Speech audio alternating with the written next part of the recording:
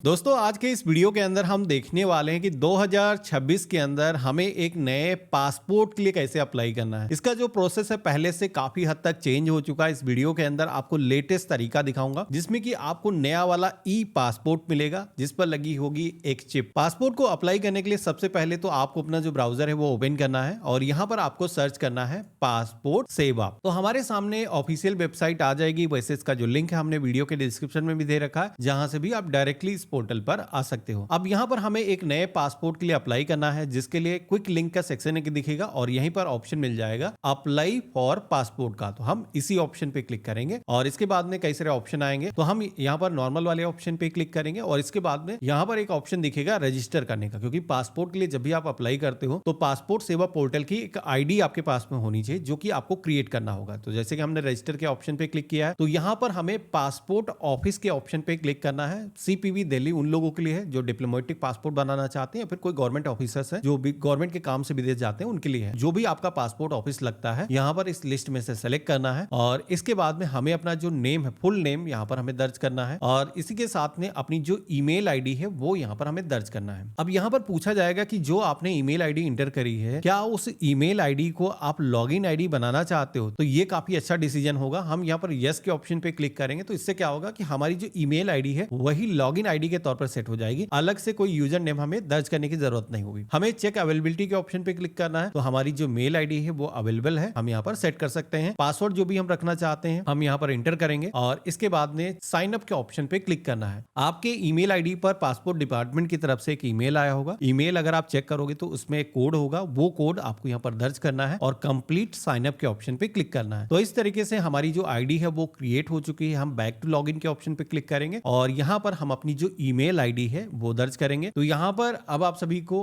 Password या फिर OTP के जरिए लॉगिन करने का ऑप्शन दिखेगा। तो हम यहाँ पर पासवर्ड जो हमने सेट किया था अपने मर्जी का वो दर्ज करेंगे और इसके बाद में साइन इन के ऑप्शन पे क्लिक करेंगे। तो इस तरीके से यूजर आईडी हमारी क्रिएट हो चुकी है। हम पोर्टल के अंदर भी लॉगिन हो चुके हैं। अब यहाँ पर हमें फ्रेश पासपोर्ट के ऑप्शन पे क्लिक करना है। स्किप फॉर नाउ के ऑप्शन पे क्लिक करेंगे और यहाँ पर हम नेक्स्ट करेंगे। तो अब आप सभी के सामने अगेन कुछ सिलेक्शन करने के ऑप्शन आएंगे, जहां पर एक बार फिर से आपको सही तरीके से चूज करना है। जैसे कि हम नया पासपोर्ट बना रहे हैं तो इसलिए हम फ्रेश पासपोर्ट के ऑप्शन पे क्लिक करेंगे। टाइप ऑफ एप्लीकेशन के सेक्शन में नॉर्मल तत्काल का ऑप्शन दिखेगा। तो यहाँ पर नॉर्मल जो पासपोर्ट होता है उसकी जो फीस है 1500 रुपए होती है, लेकिन तत्काल के अंदर 2000 रुपए ज्यादा पड़ते हैं तो उस केस में 3500 रुपए आपको देने होंगे। तो हम नॉर्मल ही बनाना चाहते हैं, लेकिन तत्काल अगर आप बना रहे हो तो एक चीज ध्यान रखना है, उसमें डॉक्यूमेंट भी कुछ ज्यादा लगते हैं। तो आई बटन पे हमारे तत्काल वाला वीडियो आ रहा होगा, तो कोई तत्काल अगर बना रहा तो उसको जरूर चेकआउट कर लेगा, नहीं तो उसके बाद में दिक्कतें आती हैं। तो हमने यहाँ पर नॉर्मल सेलेक्ट किया है। 36 पेजेस वाली बुकलेट हम लेंगे। अगर आप 60 पेजेस लेना चाहो, यानी कि बुक साइज जो है ज्यादा, अगर मोटी बुक लेना चाहो तो अगर आप ज्यादा ट्रेवल करने वाले हो तो ये भी आप इशू करा सकते हो, लेकिन इस केस में आपको एडिशनल फीस पेमेंट करनी होगी। तो हम यहाँ पर नॉर्मल ही लेंगे 36 पेजेस वाली और सेव एंड नेक्स्ट के ऑप्शन पे क्लिक करेंगे। तो अब आप सभी के सामने नेम को दर्ज करने का ऑप्शन आएगा। सबसे पहले तो जैसा नाम आपके डॉक्यूमेंट पर है आपको फर्स्ट नेम और मिड नेम यहाँ पर दर्ज करना है और इसके बाद में सरनेम अगर है तो यहाँ पर हम दर्ज करेंगे और इसके बाद में मेल फीमेल जो भी जेंडर है वो आपको सेलेक्ट करना है। और यहाँ पर पूछा जाएगा क्या इस नाम के अलावा भी आपका कोई दूसरा नाम है। तो अगर आपका नाम इसके अलावा कोई है, इससे पहले कभी भी आपने नाम चेंज किया तो आपको बताना है। मेरे केस में हम इन दोनों ही ऑप्शन में नो के ऑप्शन पे क्लिक कर देंगे। इसके बाद में हमें अपनी जो डेट ऑफ बर्थ है इस कैलेंडर के ऑप्शन पे क्लिक करके सबसे पहले तो ईयर और इसके बाद में मंथ और डेट को चूज करना है। इसी के साथ में प्लेस ऑफ बर्थ के सेक्शन में आना है। तो जहां पर भी आपका जन्म हुआ है, हो सकता है आपको वर्तमान पता कुछ डिफरेंट हो, लेकिन आपको यहाँ पर जन्म स्थान के बारे में बताना है। तो आपको अपना जो प्लेस है जन्म स्थान का, जो भी विलेज है या फिर जो भी शहर का नाम है वो आप दर्ज करोगे। इसके बाद में मैरिटल स्टेटस के सेक्शन में आना है। आपका जो भी वर्तमान में मैरिटल स्टेटस है, आप शादीशुदा हो या फिर अनमैरिड हो, आप अपने अकॉर्डिंग सेलेक्ट करोगे। यहाँ पर पूछा जाएगा कि आपका जो जन्म स्थान है क्या वो इंडिया के बाहर है। तो नहीं भाई, मेरा जो जन्म स्थान वो इंडिया के अंदर ही है। तो हम यहाँ पर नो के ऑप्शन पे क्लिक करेंगे। अब आप देखोगे कि जैसे हमने नो किया है तो हमारे सामने स्टेट सिलेक्शन का ऑप्शन आ चुका है। अब ये जो स्टेट आप सेलेक्ट करोगे, कौन सी सेलेक्ट करोगे, जहां पर आपका जन्म हुआ है। तो यहाँ पर हम सेलेक्ट करेंगे। इसके बाद में डिस्ट्रिक्ट हम चूज करेंगे, जो भी शहर का नाम है। तो इस तरीके से जन्म स्थान की जो इन्फॉर्मेशन वो हमने यहाँ पर दर्ज कर दिया है। अब इतना करने के बाद में यहीं पर एक ऑप्शन मिलेगा सिटीजनशिप ऑफ इंडिया का, जहां पर आप सभी को कई सारे ऑप्शन मिलेंगे कि आपको इंडिया की जो सिटीजनशिप है वो किस तरीके से मिली है। तो जैसे कि हमको जन्म से मिली हुई, तो बर्थ वाला ऑप्शन सेलेक्ट करेंगे कि हम जन्म से ही इंडियन है, यहाँ पर हम सेलेक्ट करेंगे। अब इसके बाद में आपको कुछ डॉक्यूमेंट नंबर दर्ज करने का ऑप्शन आएगा। तो यहाँ पर अगर आपका जो पैन कार्ड नंबर है बना हुआ है तो यहाँ पर पैन नंबर दर्ज करोगे। वोटर आईडी कार्ड अगर आपका बना हुआ है तो आप यहाँ पर दर्ज करोगे। हालांकि ये डॉक्यूमेंट नंबर जरूरी नहीं है, इनके बगैर भी आगे आप बढ़ सकते हो। इसके बाद में एम्प्लॉयमेंट टाइप के सेक्शन में आना है, तो यहाँ पर आपका जो ऑक्यूपेशन है वो किस तरीके का है आपको बताना है। जैसे कि कोई गवर्नमेंट सर्वेंट है या फिर प्राइवेट सेक्टर के अंदर कंपनी में कोई काम करता है तो यहाँ पर ऑप्शन दिया गया है। कोई बिजनेस करता है तो यहाँ पर बिजनेस वाला ऑप्शन मिल जाएगा। सेल्फ एम्प्लॉयड सेलेक्ट कर लोगे, जो भी ऑक्यूपेशन आप पे एप्लीकेबल है आप यहाँ पर सेलेक्ट करोगे। अब इसके बाद में एक ऑप्शन मिलेगा जिसमें कि यहाँ पर अगर आपके जो पेरेंट है वो गवर्नमेंट सर्वेंट है, आप माइनर हो, या फिर आपके जो जीवन साथी हैं, आपके पति हैं, या फिर आपका पति अप्लाई कर रहा पत्नी है, कोई गवर्नमेंट सर्वेंट है, तो ऐसे में आपको यहाँ पर यस के ऑप्शन पे क्लिक कर, मेरे केस में ऐसा नहीं है, हम नो के ऑप्शन पे क्लिक करेंगे। और इसके बाद में एजुकेशनल क्वालिफिकेशन का सेक्शन आएगा जहां पर कई सारे ऑप्शन आपको दिखेंगे। तो यहाँ पर आपको जो अपनी क्वालिफिकेशन का लेवल है वो सेलेक्ट करना है। जैसे कि आपकी जो क्वालिफिकेशन है वो 10वीं से ऊपर है, या फिर 7वीं से कम है, या फिर 8वीं 9वीं है, तो आपको अलग अलग ऑप्शन मिलते हैं, या फिर ग्रेजुएशन से ऊपर है तो आप सेलेक्ट कर लोगे। एक चीज यहाँ पर बता देता हूँ कि पासपोर्ट के केस में एजुकेशन का काफी अहम रोल होता है। आपकी जो एजुकेशन क्वालिफिकेशन है अगर 10वीं से ऊपर होती है तो आपका जो पासपोर्ट है वो नॉन ईसीआर कैटेगरी का मिलता है, यानी कि आप सभी को इमिग्रेशन क्लियरेंस की रिक्वायर्ड नहीं होता है।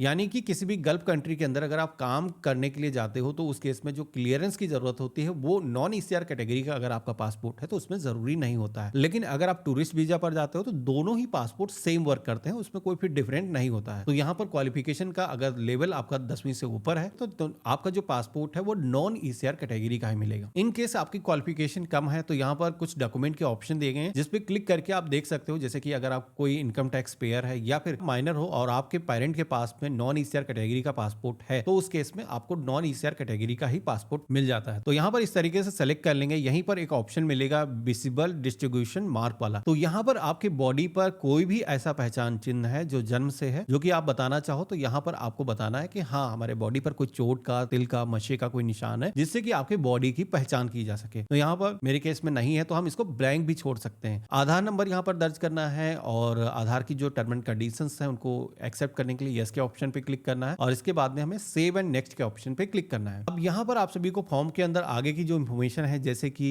यहाँ पर आपको अपने पिता का नाम दर्ज करना है, साथ ही में आपको अपनी माता का नाम। तो जिस तरीके से आपने अपना नाम फिल किया था, फर्स्ट नेम, मिड नेम यहाँ ऊपर हो जाएगा। अगर पिता या फिर माता के नेम में भी सरनेम है तो यहाँ पर आप दर्ज करोगे, नहीं है तो इसे ब्लैंक छोड़ दोगे। लीगल गार्जियन ये सभी के लिए है नहीं, अगर आपके केस में गार्जियन एप्लीकेबल है तभी आपको दर्ज करना है, नहीं तो आपको स्पाउस के सेक्शन में आना है। ये ऑप्शन उन्हीं लोगों को दिखेगा जिन्होंने मैरिड सेलेक्ट किया होगा। तो उस केस में अगर महिला फिल कर रही तो वो अपने पति का नाम दर्ज करेगी, अगर पुरुष फॉर्म को फिल कर रहा तो वो अपनी पत्नी का नाम दर्ज करेगा। अगर आप अनमैरिड हो तो ये सेक्शन आपको नहीं आएगा, आपको यहाँ पर सेव एंड नेक्स्ट के ऑप्शन पे क्लिक करना है। तो इस तरीके से ये भी सेक्शन हमारा कंप्लीट हो चुका है। अब इसके बाद में बारी आती है प्रेजेंट एड्रेस की। प्रेजेंट जो एड्रेस होगा उसी पते पर आपका जो पुलिस वेरिफिकेशन है वो कंडक्ट किया जाता है। तो यहाँ पर आपको अपना जो कंप्लीट एड्रेस है वो दर्ज करना है, जिसमें कि हमारा जो एड्रेस है वो इंडिया के बाहर का नहीं है। हम नो के ऑप्शन पे क्लिक करेंगे। जो भी आपका मकान संख्या है, आपके विलेज का जो भी नाम है, या फिर आप शहरी क्षेत्र से हो तो जो भी बिल्डिंग अपार्टमेंट का नाम है वो आपको यहाँ पर दर्ज करना है। ग्राम सभा का नाम या फिर उस शहर का नाम हो जाएगा। आपको अपने एरिया का जो पिन कोड है वो आपको यहाँ पर दर्ज करना है। इसके बाद में आपको अपना जो स्टेट है सेलेक्ट करना है और डिस्ट्रिक्ट यहाँ पर चूज कर लेना है। इसके बाद में एक ऑप्शन दिखेगा पुलिस स्टेशन का, तो जो भी आपका वर्तमान पुलिस स्टेशन लगता है इस लिस्ट में से आप सेलेक्ट करोगे। ये जो पुलिस स्टेशन हमने सेलेक्ट किया है, इसी पुलिस स्टेशन पर पुलिस वेरिफिकेशन कंडक्ट किया जाता है, तो आपका वर्तमान पता आप इसी पते पर निवास करते हो। इसके बाद में एक ऑप्शन दिखेगा मोबाइल नंबर का, जहां पर आप सभी को विदाउट कंट्री कोड के यानी कि 10 डिजिट का अपना जो मोबाइल नंबर है दर्ज करना है और साथ ही में आप सभी को अपना जो टेलीफोन नंबर है, हालांकि आज की डेट में होगा नहीं तो आप इसे ब्लैंक छोड़ सकते हो। जीमेल आईडी है जो आपने जिसके जरिए रजिस्टर किया था वही आप दर्ज कर लोगे। यहाँ पर एक ऑप्शन दिखेगा परमानेंट एड्रेस अवेलेबल, तो ये जो पता हमने दर्ज किया है ये कौन सा पता था, ये वर्तमान पता था। तो अगर आपके केस में परमानेंट एड्रेस अवेलेबल है तो उस केस में आपको यहाँ पर यस के ऑप्शन पे क्लिक करके बताना है। तो बेसिकली होता ही है कि दो डिफरेंट एड्रेस जैसे कि लोगों के केस में अक्सर हो जाते हैं, जैसे कि काम के सिलसिले में किसी दूसरी लोकेशन पे रह रहे हो जहां पर ही पासपोर्ट आप बनवा रहे हो, लेकिन आपके केस में परमानेंट एड्रेस है तो उस केस में आपको यहाँ पर बताना होगा। लेकिन मैंने ये एक्सपीरियंस किया है, एक दो यूजर्स जब गए पासपोर्ट ऑफिस के अंदर तो उनको ऐसा कहा जाता है कि दोनों ही एड्रेस सेम आपके होने चाहिए। तो यहाँ पर अगर आपके केस में कोई परमानेंट एड्रेस अवेलेबल है तो आपको बताना है। मोस्टली लोगों के केस में क्या होगा कि परमानेंट एड्रेस और वर्तमान पता सेम ही होगा, तो यहाँ पर यस के ऑप्शन पे क्लिक करोगे। यस कर दोगे तो अलग से पता कोई दर्ज करने की जरूरत नहीं होगी। जो आपने वर्तमान पता फिल किया है वही आपका परमानेंट एड्रेस के तौर पर जुड़ जाएगा, तो अलग से कोई पता हमें दर्ज करने की जरूरत नहीं होगी। हमें यहाँ पर सेव एंड नेक्स्ट के ऑप्शन पे क्लिक करना है, ओके के ऑप्शन पे क्लिक करना है। तो इस तरीके से एड्रेस का जो सेक्शन है वो कंप्लीट हो चुका है। अब बारी आती है इमरजेंसी कॉन्टेक्ट डिटेल की, जहां पर आप सभी को अपनी कोई भी एक इमरजेंसी कॉन्टेक्ट डिटेल दर्ज करना है, जिससे कि कोई भी प्रॉब्लम अगर होती है तो आपके परिवार को कोई सदस्य ऐसा हो जिससे कॉन्टेक्ट किया जा सके। तो हो सके तो आपको अपने पिता का, अपने माता का या फिर अपने भाई की डिटेल आपको दर्ज करना है, और उनका जो एड्रेस है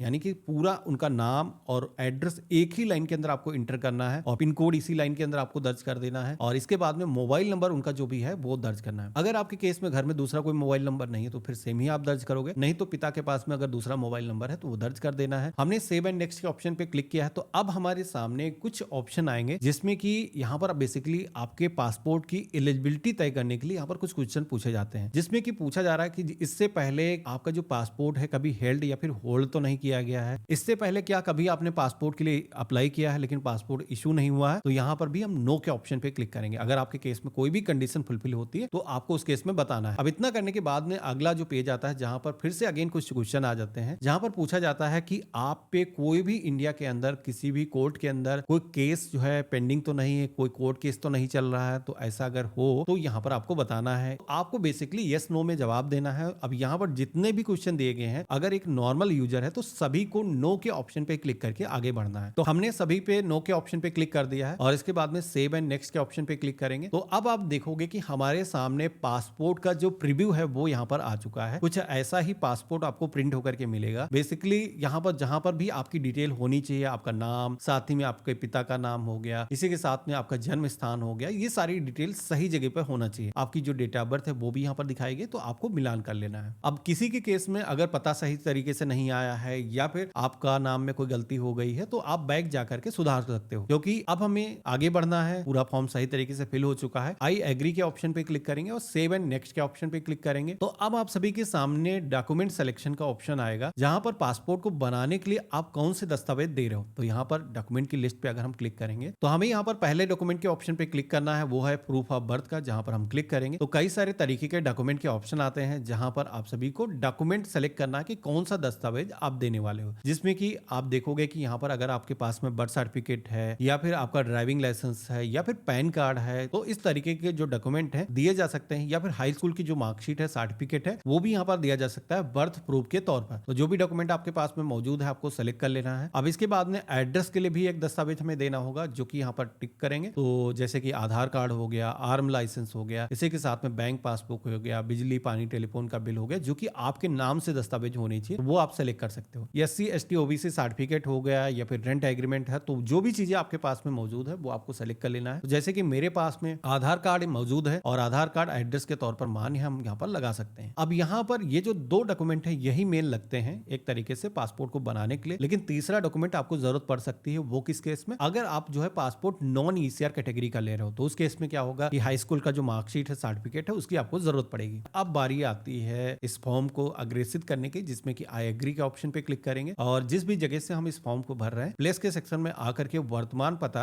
हम यहाँ पर दर्ज करेंगे, यानी कि अपने विलेज का नाम या फिर शहर का नाम यहाँ पर दर्ज करेंगे। डेट पहले से फिल है, आपको सेव करना है, और इसके बाद में ओके के ऑप्शन पे क्लिक करना है। प्रीव्यू देख लेना है, तो एक बार फॉर्म के अंदर जो भी इंफॉर्मेशन आपने फिल करी है इसमें मिलान कर लेना है कि कोई गलती तो नहीं है। अब मेरे केस में पूरा ही फॉर्म सही है, हम क्लोज करेंगे, और इसके बाद में अब हम सबमिट के ऑप्शन पे क्लिक करेंगे। पासपोर्ट की जो एप्लीकेशन नंबर है वो जैसे कि यहाँ पर दिखाया गया है, इसको हम नोट कर लेंगे। तो इस तरीके से हमारी जो एप्लीकेशन है वो सफलतापूर्वक सबमिट हो चुकी है। अब बारी आती है फीस पेमेंट करने की। तो पे एंड शेड्यूल अपॉइंटमेंट के ऑप्शन पे क्लिक करके जमा करनी है, जिसके लिए आप सेलेक्ट करोगे। आपको सबसे पहले तो सेलेक्ट PSK का ऑप्शन दिखेगा, जहां पर जिस भी पासपोर्ट सेवा केंद्र के अंदर या फिर POPSK जो यहाँ पर दिख रहे हैं, जो भी पोस्ट ऑफिस के अंदर पासपोर्ट सेवा केंद्र है, जहां पर जा करके आप अपना जो वेरिफिकेशन है वो करा सकते हो। तो जिस भी पासपोर्ट सेवा केंद्र के अंदर आप जाना चाहते हो, आप यहाँ पर सेलेक्ट करोगे। यहाँ पर एक ऑप्शन दिखेगा अपॉइंटमेंट अवेलेबिलिटी डेट्स का, जहां पर जो आप पासपोर्ट ऑफिस सेलेक्ट कर रहे हो उस पासपोर्ट ऑफिस के अंदर किस डेट की अपॉइंटमेंट अवेलेबल है आपको यहाँ पर दिखेगा। तो आप यहाँ पर देख सकते हो, किसी में 11 तारीख हो गया, किसी में 12 तारीख, तो इस तरीके से दिखाया गया है। तो जिस भी पासपोर्ट सेवा केंद्र के अंदर आप जाना चाहते हो आप सेलेक्ट कर लेना। जैसे कि आज की डेट में पोस्ट ऑफिस के अंदर भी पासपोर्ट ऑफिस खोल दिए गए हैं, तो आपको बड़े शहरों के अंदर जाने की जरूरत नहीं है। आप अपने नियरेस्ट जो भी पोस्ट ऑफिस है वहां पर भी जा करके अपना जो पासपोर्ट वेरिफिकेशन है वो करा सकते हो। तो उस केस में POPSK वाला जो ऑप्शन है वो सेलेक्ट करोगे। आप देखोगे कि उसकी जो लोकेशन है वो यहाँ पर दिखाई गई है, किस डेट का अपॉइंटमेंट आपको मिल रहा है। तो यहाँ पर एक जो डेट है वो पहले से यहाँ पर सेलेक्ट होकर के आ चुकी है। अगर आप इस डेट में नहीं जाना चाहते हो, आप अपने मर्जी के अकॉर्डिंग कोई दूसरी डेट लेना चाहते हो, तो यहाँ पर इस कैलेंडर के ऑप्शन पे क्लिक करोगे, तो यहाँ पर डेट आप ग्रीन कलर की जो भी दिखती हैं उनमें से कोई भी सेलेक्ट कर सकते हो। तो इस तरीके से हमने सेलेक्ट कर लिया है, ओके करेंगे, और इसके बाद में मेक पेमेंट के ऑप्शन पे क्लिक करेंगे। यहाँ पर फीस है, पेमेंट करने के लिए पेज में नीचे की तरफ आना है, पे नाउ के ऑप्शन पे क्लिक करना है तो अब आप रिडायरेक्ट हो जाओगे पेमेंट करने के लिए SBI पेमेंट गेटवे पर, जहां पर आप जिस भी पेमेंट मेथड के जरिए पेमेंट करना चाहते हो, जैसे कि नेट बैंकिंग हो गया या फिर आप डेबिट कार्ड के जरिए पेमेंट करना चाहते हो, तो अलग अलग ऑप्शन दिख रहे हैं। Punjab national bank, ICICI bank, किसी भी बैंक के जरिए पेमेंट कर सकते हो। वैसे तो आज की डेट में UPI पेमेंट यहाँ पर इंटीग्रेट कर दिया गया है, जिसके जरिए पेमेंट करना काफी आसान हो चुका है। यहाँ पर अगर आप क्लिक करोगे, जैसे मर्चेंट की शॉप पर आप पेमेंट करते हो स्कैन करके, वैसा ही QR कोड आ जाएगा। कंफर्म की टैब पे क्लिक करोगे तो इसको जैसे अपने फोन से स्कैन करोगे तो 1500 रुपए अमाउंट फिल होकर के पहले से आ जाएगा और आपको पिन डाल करके एथेंटिकेट करना है, तो आपका जो पेमेंट है वो सक्सेसफुली हो जाएगा। थोड़ा सा आप वेट करोगे तो ये जो पेज है रिलोड होगा और ऑटोमेटिक आप दोबारा से पासपोर्ट डिपार्टमेंट की जो वेबसाइट है उस पर आ जाओगे। आप देखोगे कि रिडायरेक्ट होते ही हमारे सामने अपॉइंटमेंट की जो डिटेल है वो यहाँ पर रिफ्लेक्ट होकर के आ चुकी है। जो भी हमने पासपोर्ट सेवा केंद्र सेलेक्ट किया था उसकी डिटेल यहाँ पर मेंशन की गई है। जो स्लिप जनरेट हुई है आप उसे प्रिंट कर सकते हो, जिस पर आप देखोगे कई सारी इंपॉर्टेंट इन्फॉर्मेशन, जैसे कि अपॉइंटमेंट किस डेट का है, साथ में रिपोर्टिंग टाइम क्या है। रिपोर्टिंग टाइम बेसिकली 15 मिनट पहले का होता है, तो आपको इस समय पर पासपोर्ट ऑफिस के अंदर विजिट करना है और ये जो स्लिप है आपको प्रिंट निकाल लेना है। अगर आपके पास में प्रिंटर नहीं है तो आप चाहो मैसेज के माध्यम से भी इसकी जो डिटेल अपने पास में सुरक्षित करके रख सकते हो। और अब आपको पासपोर्ट ऑफिस जाना है। आप सभी को ये जो पहला पन्ना दिखाया मैंने, इसको आपको प्रिंट कर लेना है। इसके साथ में आपको अपने जो दस्तावेज है वो अटैच करना है। दस्तावेज कौन कौन से होंगे, तो जो भी दस्तावेज आप जैसे कि यहाँ पर सेलेक्ट करे थे, आपने पैन कार्ड लगाया था, आधार कार्ड लगाया था, तो वो इसके साथ में अटैच करना है। साथ में जैसे कि आपका जो पासपोर्ट है नॉन ईसीआर कैटेगरी का है, तो उस केस में हाई स्कूल की जो मार्कशीट है और साथ ही में ऊपर की एजुकेशन के जो मार्कशीट है अगर आपके पास में है तो आपको अटैच करना है। और सभी की ओरिजिनल जो दस्तावेज की कॉपी है वो आपको लेकर के जाना है। पासपोर्ट ऑफिस के अंदर क्या है कि बेसिकली आपके जितने भी दस्तावेज हैं वो स्कैन किया जाएगा और इसी के साथ में आपका जो बायोमेट्रिक है वो कलेक्ट किया जाएगा। एक बार आपका जो बायोमेट्रिक है वहां पर हो जाता है और आपके एप्लीकेशन के अंदर कोई भी इशू नहीं पाया जाता है, तो आपकी जो फाइल है वहां पर ग्रांटेड हो जाती है और आप अपने घर चले आते हो। पासपोर्ट ऑफिस का जो काम है इस तरीके से खत्म हो जाता है। उसी के साथ में 1 से 2 दिनों के अंदर आपकी जो फाइल है, जो भी थाना आपने सेलेक्ट किया था, जो भी पुलिस स्टेशन आपने चूज किया था, उस पुलिस स्टेशन को सेंड कर दी जाती है और उनकी तरफ से रिपोर्ट लगाने के लिए कहा जाता है कि हाँ, इन पर कोई क्रिमिनल केस तो नहीं चल रहा है, कोई थाने के अंदर पहले से कोई मामला पंजीकृत तो नहीं है, कोर्ट के अंदर कोई केस पेंडिंग तो नहीं है। तो अगर आपके केस में कोई भी कोर्ट केस नहीं चल रहा होगा तो आपका जो पुलिस वेरिफिकेशन है इजिली हो जाता है। इस प्रोसेस में करीब हफ्ते भर से लेकर के 15 दिन तक का समय लगता है। जब भी आपकी जो रिक्वेस्ट है पुलिस थाने को चली जाती है तो आपको वहां पर विजिट करना है और उनसे आग्रह करना है कि आपका जो पुलिस क्लियरेंस है वो जल्दी से कर दें, जिससे कि आप सभी का जो पासपोर्ट है वो बन सके। अब बहुत सारे लोगों के सवाल आते हैं कि आप पुलिस वेरिफिकेशन करने में क्या कोई फीस होती है, क्या हमें थाने में भी कोई फीस देनी होती है। तो दोस्तों गवर्नमेंट की जो है 1500 रुपए फीस है पासपोर्ट को बनाने की, इसके अलावा कोई भी फीस नहीं होती है। बाकी पुलिस रिपोर्ट जैसे थाने की तरफ से सबमिट की जाती है, आपका जो पासपोर्ट है 1 से 2 दिनों के अंदर डिस्पैच हो जाता है और उसके बाद में हफ्ते से 10 दिनों के अंदर आपका जो पासपोर्ट है आपके घर के पते पर पोस्ट के माध्यम से आ जाता है। अब अगर आपको ये जानना है कि पासपोर्ट ऑफिस के अंदर क्या क्या होता है, क्या क्या क्वेश्चन पूछे जाते हैं, कैसे पूरा प्रोसेस काम करता है, तो इससे पहले जब मैंने पासपोर्ट ऑफिस विजिट किया था तो मैंने एक वीडियो रिकॉर्ड किया था जो कि मैं यहाँ पर दे दूंगा, जिस पर क्लिक करके आप देख सकते हो कि किस तरीके से आगे का जो प्रोसेस है कंप्लीट करना है। बाकी आज का वीडियो आप सभी को कैसा लगा मुझे कमेंट बॉक्स में लिख करके जरूर बताना। चैनल पे नए हो सब्सक्राइब कर लेना। हम मिलते हैं ऐसे ही एक नया वीडियो में, तब तक के लिए गुड बाय, जय हिंद।